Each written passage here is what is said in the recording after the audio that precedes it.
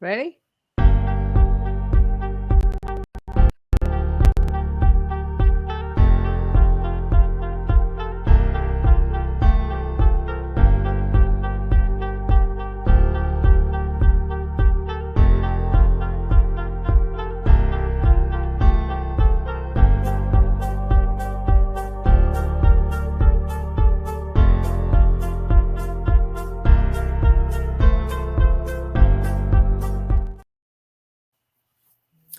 Well, good Saturday morning to everybody. My name is Anne Marie Matulis. I am the co-founder of A Voice at the Table, Impacted Family and Friends Movement. Also serve as the director for the Bristol County Regional Suicide Prevention Coalition, and that coalition operates under the auspices of the Massachusetts Coalition for Suicide Prevention. And that's too much of a mouthful, isn't it, for a Saturday morning? We hope you're comfortable. I hope you kept your slippers on, your jammies. You've got your coffee or whatever it is that you prefer to have on a Saturday morning. And we are going to introduce you to a number of activities, resources, people, all who are wrapped around compassionate advocacy. Why today? For Tracy and I, National Make a Difference Day is super important. In 2008, we happened to be sitting at a table with some kids from Taunton High School, and one of them said, "You know what we really need here, meeting in Taunton, Massachusetts, which is in southeastern Mass, we need a teen center." And his friend said to him, "Yeah, well, that will never happen." Well, Tracy and I happened to be sitting a little further around the table, and we both looked at them and said, "Well, why not?" And they said, "Well, if there was going to be a teen center, wouldn't there be one already?" And we had already done a couple of really small local National Make a Difference Day projects. And we said, you know what? That would be a great National Make a Difference Day project. And so we went to the school committee, and we went to the mayor at the time. And the school committee initially welcomed us and said, sure, we could use this or do that in one of the schools. The mayor at the time was a little reluctant. He actually referred to me as that woman who kept pushing the teen center. But inevitably, he became one of our biggest cheerleaders. And so in October, National Make a Difference Day of 2008, we had a community outpouring of help, and we revamped a school that had been empty, the gym of a school that had been empty, and we created what we then called the Silver City Teen Center. I had no idea that in April of 2009, I would get an email and say, your teen center has now won a Paul Newman National Make a Difference Day, USA Weekend News Foundation $10,000 grant for your project for teens. What we did is we created a safe space, a place for kids to come and be heard who might be struggling emotionally. They weren't troubled kids in the sense of legal or anything. And we had that teen center open for 10 years and served hundreds of teens. So that's why today becomes so important. In way back, a number of years ago, we held in 2010 our first Light the Way suicide prevention awareness walk. And that day, a family came with us with a very young boy with them. I believe at the time he might have been 10 or 11. His name is Joseph Marks, and he's one of our merry band of upstarts with Impacted Family and Friends. He could not join us today, but he did send us a piece, and I'm going to ask Tracy if she would read Joseph's words for us. Oh, thank you, Anne Marie. Yes, Joseph did ask, us to read it. So here we go. Okay. National Make a Difference Day. I have been reflecting on what more we can do to have a positive impact on others through our work, especially teen and young adult audiences. We need to continue to meet them where they are through mediums that they are comfortable with and spaces that they feel safe in. Meeting them with compassion and allowing them to feel and express how they feel in space safe for all, regardless of identity. Utilizing safe language that is engaging for this audience, inviting them into the conversation. This is how we start to reach more young audiences with compassion and make a difference. While we are talking about making a difference, it's also a good idea to think about what we all can do on a daily basis to make a difference. The little things we can do to have a positive impact on others.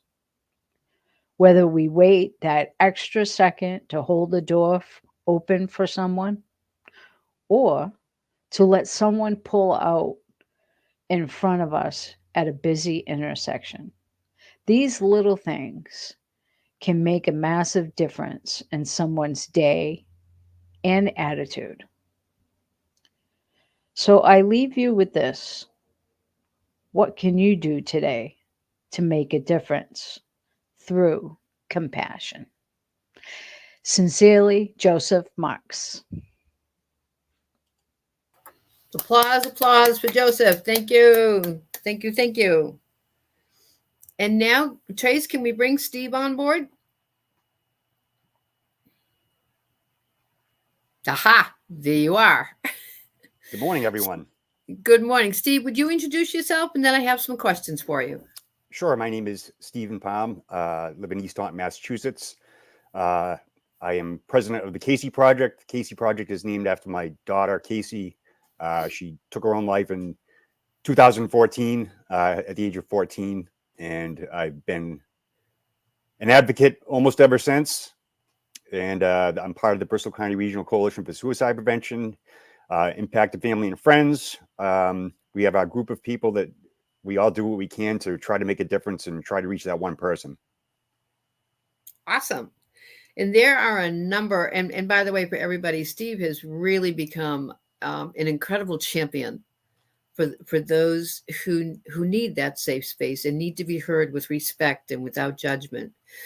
And Steve, we met under not the greatest circumstances, but the one of the projects that became close to your heart really has become a wonderful resource. We call it the kitchen table conversation. And Steve, I want to turn this floor over to you. Well, the floor, all right, the floor over to you, and table over to you. Talk to us about the kitchen table conversation, what it's come to mean to you, why you think it's so important, because we know there are so many, even here in Bristol County, where Tracy, Steve, and I live, we know how many lost survivors we have by the numbers. Unfortunately, we only have a handful of them come to our table. So we still have some barriers we need to break down. But Steve, talk to me right now about kitchen table conversation, and then we'll talk about your other project. Okay. So early on in my grief, and when I say early on, I'm probably 1 or 2 years after my daughter passed, I was struggling. I did talk to a therapist a couple times, and I probably wasn't really ready to do that at the time. I was just trying to figure out what I could do to help myself. I came across the Bristol County Regional Coalition for Suicide Prevention. We found out they were doing the Light the Way walk, suicide prevention walk, and my family and I made a bunch of T-shirts. We invited a bunch of friends, and we had several hundred people show up for this walk. It was a little over a year after Casey had passed, and we raised a bunch of money. And I remember you, Anne Marie, saying to me, "What can we do for you?" And what I needed to do, what I wanted to do, was I just wanted to talk to someone who understood what I was going through and it had lived what I was going through. And lo and behold, hey, we have the kitchen table conversation for suicide loss survivors. And that's where I attended my first grief support group. I remember vividly speaking with Brian Fernandez, who had lost his 16-year-old son to suicide, and had a great conversation with him. He listened, he was kind, he was compassionate, he shared his story. And it was something that's what I needed. I needed to have that. It became that monthly group support became an outlet for me. The grief that would build up, I could release it at that kitchen table without judgment, without worrying about what other people thought. Felt completely safe. A lot of tears at this table. I can tell you that. And as the years went on, I slowly felt some relief from this grief, and I learned how to carry it. Because I was able to talk about it, it's what I needed. Instead of just keeping everything in. And now, these days, I actually facilitate the kitchen table conversation for suicide loss survivors. It's because I know how important it was to me. I show up every month, whether somebody shows up, nobody shows up, I will be there. It's not easy to walk through that door. We know that people pull into the parking lot, may sit in the parking lot, they may leave, but we will be there. And where is there, Steve? So this is in Taunton. We have a space at the Trescott Street Art Gallery, which is on 8 Trescott Street, right in the Taunton Green. And the second Sunday of every month at 10 a.m., with the exception of December, there's a Christmas parade. So the next one. No parades. Yeah. The second Sunday every month, we're there at 10 a.m. There's a sign out front. Come on in. We have coffee, we have snacks, and conversation. So now let's move on to your other project, which is bigger in the sense of location.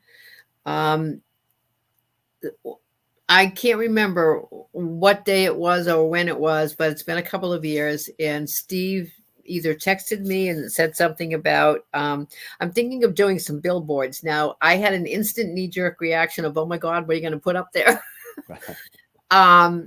Because we've gotten so much, sometimes we get a lot of pushback in some of the things we do. We go to the edge, and I just didn't want any criticism to come. But it's turned out that this project has been just phenomenal in the response that we get, and others have been duplicating it. My hope and dream is that if Steve talks about this morning, that maybe it will light a fire in many other people to say, hey, we could do that. So Steve, again, the table's yours. Let's talk about your 2 years now involved with highway billboards.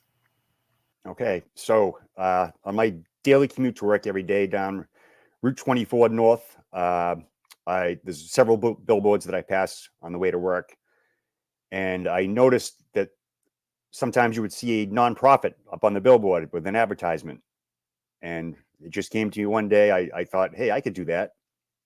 Let me back up a little and say that we have some lawn signs. We have lawn signs that say, "You matter, your life matters," and it has the 988 Suicide Prevention and Crisis Lifeline on there.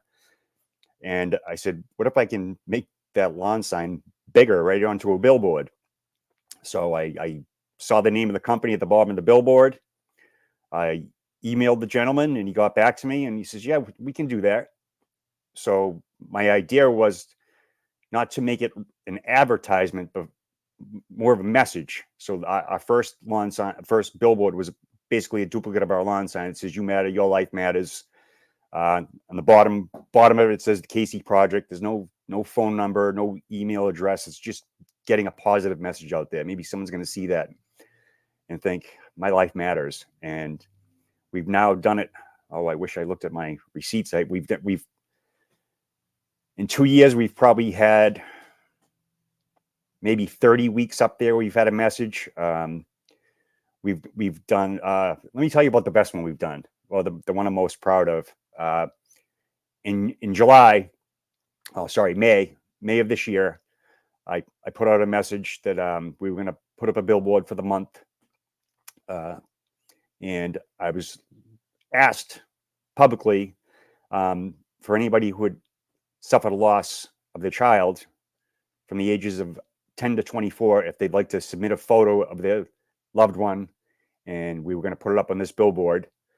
with a statistic that suicide is the second leading cause of children from ages 10 to 24. And we had 13 submissions to Ann Casey. So we had a bulletin board every minute, 2 different photos of 2 children that were lost to suicide. And every 7 rotations that would come up again. And we got a lot of positive feedback on that. People would say, really, the second leading cause? I did not know that. And that's the message we want to get out there. That it's important to talk about, important to talk to your children about. We got contacted from other parts of the state. Hey, we really love your billboard. Would you mind if we used some of your material out in Western Mass? They actually used Casey's photos in one of their billboards with the same message and displaying the 998 lifeline. And I'm very proud that this has happened. We've had people with our lawn signs. I've had lawn signs that have shipped all over the country. I'd love to see some more billboards go up. That you have 100,000 people that see these billboards every single week. Well, depending on which road it is, but I know the one that I drive by, it's got 100,000 views according to their numbers, and it's people tell me, I saw your billboard up there. I noticed it. So we believe that people do see this message, and we're going to continue this. I just signed a contract for the month of December. The holidays can be tough for some people, so we're going to have another positive message up there in December. Awesome. And I can't say enough, because this is all about compassionate advocacy that we work through. And I guess, Tracy, it's time to turn to you. Are you there? I am. You are. I am. So, Yes, okay. I am. So just I am brief. So just really briefly for everybody, before Tracy introduces herself, she gave us a gift unexpectedly and certainly not intentionally. A few years ago, she and I were doing a live stream, and it was for Thanksgiving, actually. And she was listing off the things that had become important to her as a suicide attempt survivor. And every time she mentioned something, I kept saying, well, that's because you stayed. Because you stayed. And then I went, this is the way my brain works, said, there's a book here. And from the book, there are workshops. And I'm going to turn this over to Tracy to introduce herself and introduce you to Because I Stayed. It's all yours, Tracy. Take me off screen. All right. Thank you, Anne-Marie.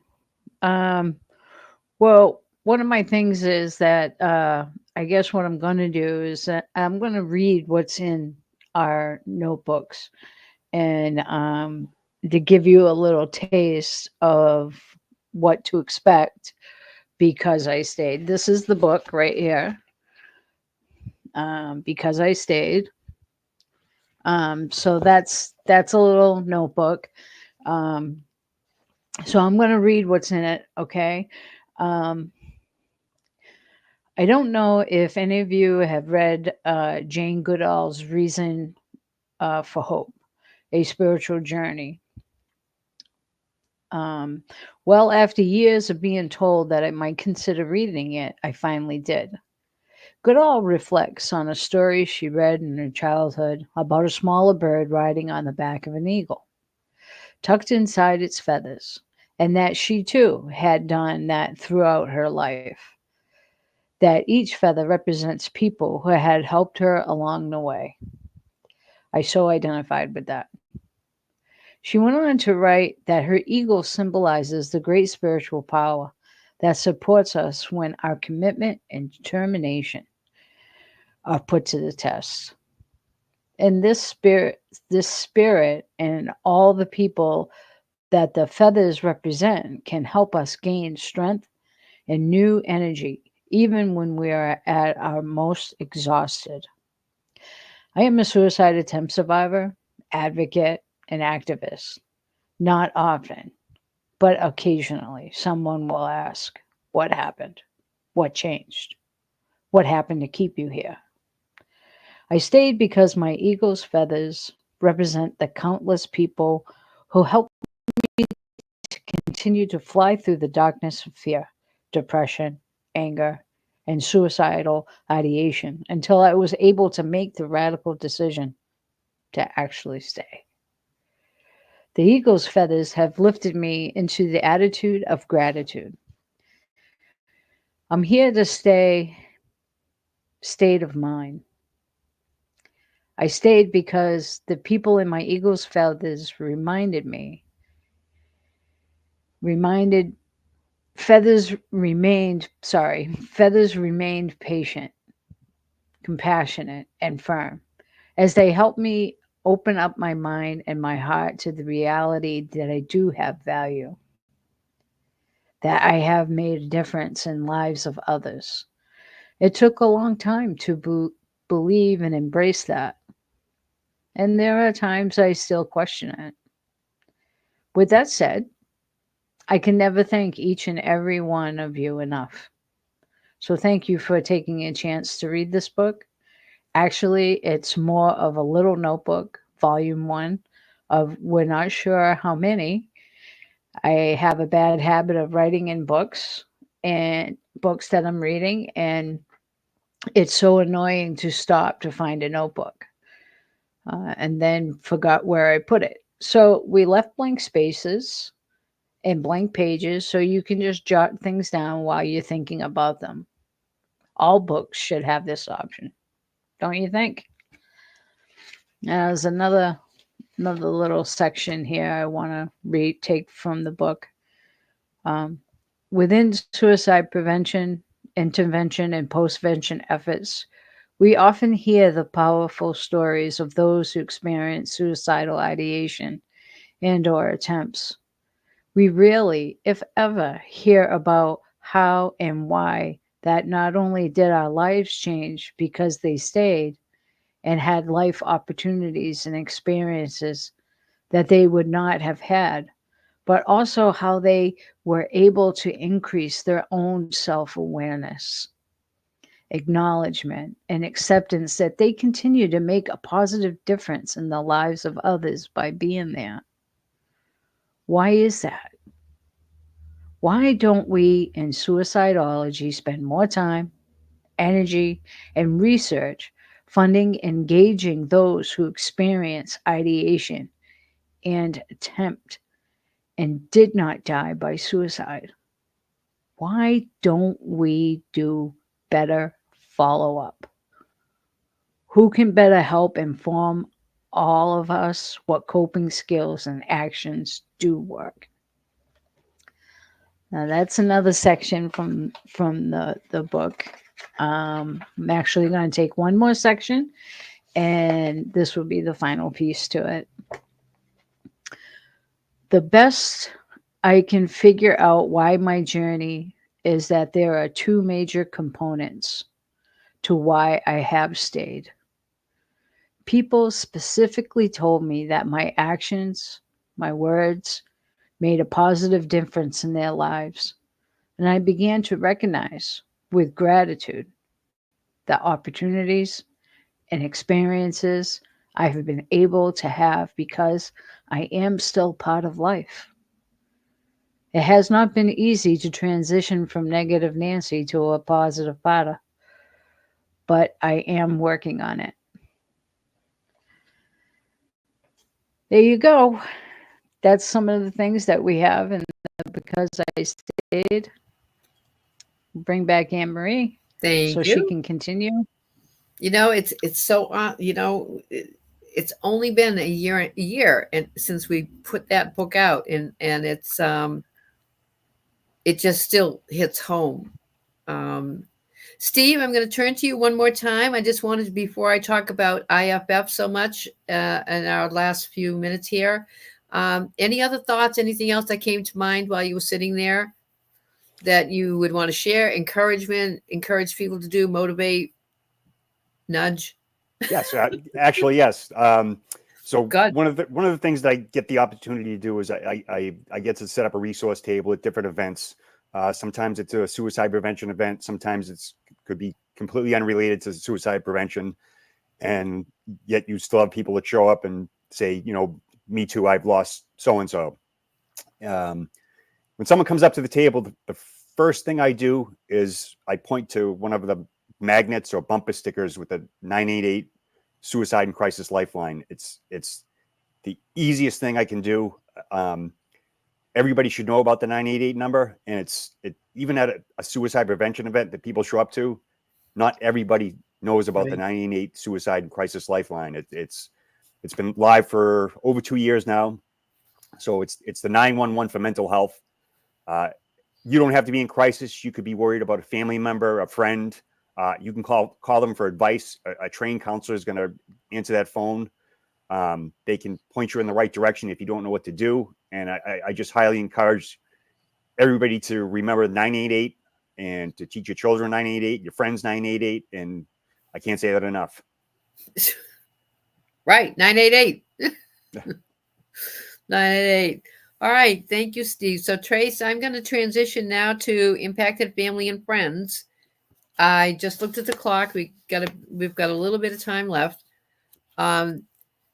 So oftentimes we're asked who are impacted family. And I usually look at a room, whether it's 10 or 2000, and say probably most of you, but you may not know that. We are those who have been emotionally impacted by a loved one's non-fatal suicidal experience. And that could be ideation, an attempt. And people will say, how do you define ideation? There are a number of different ways people come at ideation. When we're talking about adolescents or young adults or even elders, it can often be anxiety or depression. It isn't necessarily something massive and major happening. It's unfortunately too subtle and internal, but nonetheless, it needs to be addressed. But we have pushed because we've been sort of marginalized. Well, what do we know about any of this, and why should people pay attention to impacted family? Well, I'll tell you why. We're the first responders. Before the professional responders come in, if we need them on a call, we're there as the family members watching the meltdown, watching the fear in someone, watching the struggle someone's having to stay. And so we know what's going on within those people. And an ongoing mantra that we do have here is and try to continue louder and louder is there is an urgent need. There's a gap in resources. In 2014, Tracy and I were part of a documentary called The Voice of the Table. It was a call to action to bring attempt survivors out of the shadows and stand up and say, look, this is what we need. These are the kind of resources. I can't tell an attempt survivor what they need. As an impacted family member, I can certainly share my experience with other impacted family members. And the first line of business for us is oxygen mask axiom. If I am not taking care of myself, I am of no value to anybody else. Most impacted family members miss that point in the initial crisis that's going on. But now we talk about, Tracy and I, what happens long term? The crisis is over. How do people stay emotionally balanced and well? Well, in 2014, when we had that documentary, we created a series of worksheets to go with it. They talked about anger. They talked about being frozen in time. The bear hugs kettle, about holding on to something that was really toxic and how difficult it is to let go. We talk about fear and forgiveness and faith. We talk about spirituality and stigma. And we also talk about suicide and how that impacts all of our lives. So how do you know you're an impacted family member? If in any way, shape, form, or manner, you have someone that you know casually or intimately, a family member, someone you work closely with all the time, do they seem to have be experiencing depression or anxiety? Do they have mood swings? It's a whole big, mushy, messy mess of emotions that can come out. And if you have someone in your life who's even shown inklings of that, you just may be an impacted family member. We have ways we can help. We do have resources. Tracy and I and Steve are thrilled to announce that we are in process of construction of a brand new website that is titled Impacted Family and Friends Resources, so that you will be able to go to iffresources.com, and you are going to be able to find over the next several weeks and months, you're going to be, right now you can go on that site and you can download 2 of our free worksheets and try them out for yourself, with all by yourself. Just download them free, um, and work through them. One is the one I have the most difficulty with. Control does not equal love. Tracy can tell you all about that. And so we have that. And then the other is about frozen in time. Oftentimes when the family member is struggling with ideation, the family wants you to stop. Or should I quit my job? Should I get a babysitter? Should I cancel vacation? Vacation's a year and a half away. The answer is no. The answer is put the oxygen mask on, take care of yourself first, and the rest will fall into place. And so that one of the things we do that I want to note, and the reason we had to exist, is that if your loved one is discharged after a suicide attempt or even ideation and there wasn't even an attempt, you go out the door from that medical unit or that crisis unit and you get this stack of information, right? Pamphlets, checklists, all about your loved one. No one ever said to me, and I hear this from families, no one ever says, "Are you okay? Do you have support when you leave here and go home?" And so that's why we had to create something. Having a bunch of pamphlets and checklists of telling me what to look for is not helpful. I needed to know how to take care of myself and get back and focused on that. And that's what the Impacted Family and Friends is all about. Now, as our website is being built up, here's what you're going to find. You're going to find downloadable worksheets where you can work on your emotional balance on your own, or we will be implementing in late November into December and the rest into 2025. We are moving our tapestry of voices, our compassionate advocacy, to mentoring.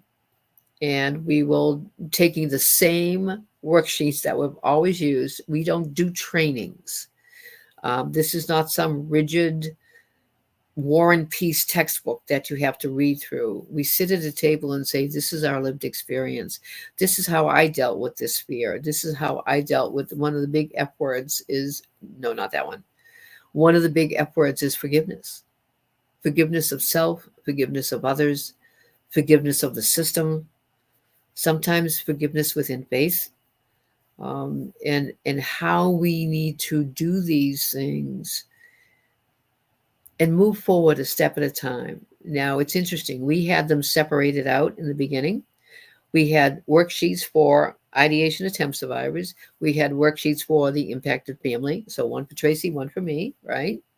And then we also created, with our love for Steve and other lost survivors. By the way, Tracy and I are both lost survivors also. We have one for lost survivors. The newest group that we are adding to this family are survivors of murder-suicide. But we had all those worksheets, and we were doing this focus group. This was a few years ago, back in 2016. That's more than a few years ago, isn't it now? We were doing this focus group, and we had family members, and we're trying to decide what was the next step, what we're supposed to do next. And an 11-year goes floating behind us and says, why don't you all just sit at one table and work together? Yeah. So you're going to find a lot of that information on the website. It's going to be building and building and building up as we're going on. I hope you've gotten a little snippet of Because I Stayed, the Casey Project, Billboards, Grief Support, Impacted Family and Friends. And our focus is compassionate advocacy. And that's what you're going to see for the rest of the day. We're going to have several speakers coming in every 2 hours for 20 to 30 minutes. And we'll see you, Tracy and I will see you along the way. Steve, I can't thank you enough for giving up some of your Saturday morning time. I know is special and precious to you. You don't have a lot of time to yourself often. So we can't thank you enough for coming in. Did you have any other last comments you wanted to share before we sign off? No, I'm just happy to be here and try to spread a message of, a positive message. Cool. All right, Tracy, thank you for producing.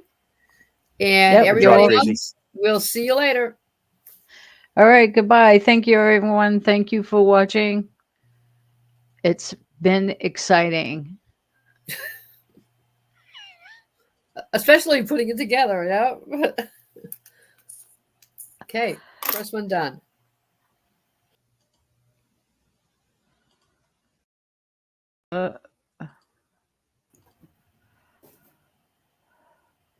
Trace, did you stay? Yeah, it's over. All right, we're over. All right, what do you guys think? It's a kickoff. What do you guys think?